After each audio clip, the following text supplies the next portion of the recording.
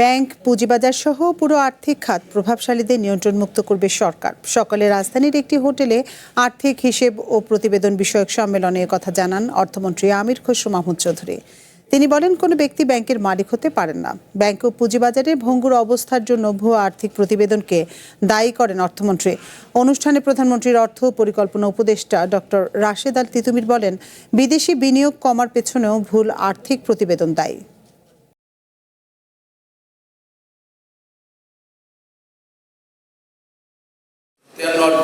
বাংলাদেশের অর্থনীতি গত কয়েক বছর অস্থিরতার মধ্য দিয়ে গেছে।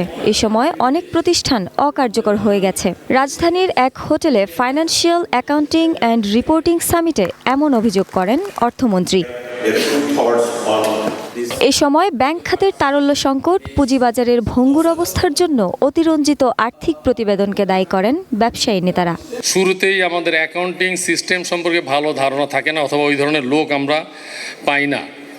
সেটা পুরো অভাবটা যদি আমি মনে করি এফআরসি, আইসিএমএ, চার্টার্ড অ্যাকাউন্টেন্ট অ্যাসোসিয়েশন আপনারা আপনাদের তরফ থেকে পূরণ করবেন, তাহলেই আগামী দিনে বাংলাদেশের অর্থনীতি এগিয়ে যাবে। অতিরঞ্জিত প্রতিবেদন তৈরিতে বিভিন্ন অডিট ফার্ম সহায়তা করেছে বলে জানান প্রধানমন্ত্রীর অর্থ উপদেষ্টা।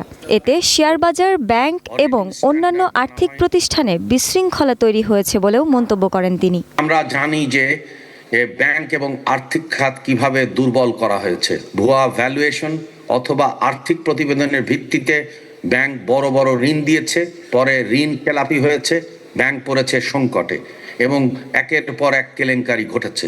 এবার এই ধরনের অভিযোগের বিষয়ে সুনির্দিষ্টভাবে কঠোর পদক্ষেপ নেওয়ার হুঁশিয়ারি দিয়েছেন অর্থ ও পরিকল্পনা মন্ত্রী।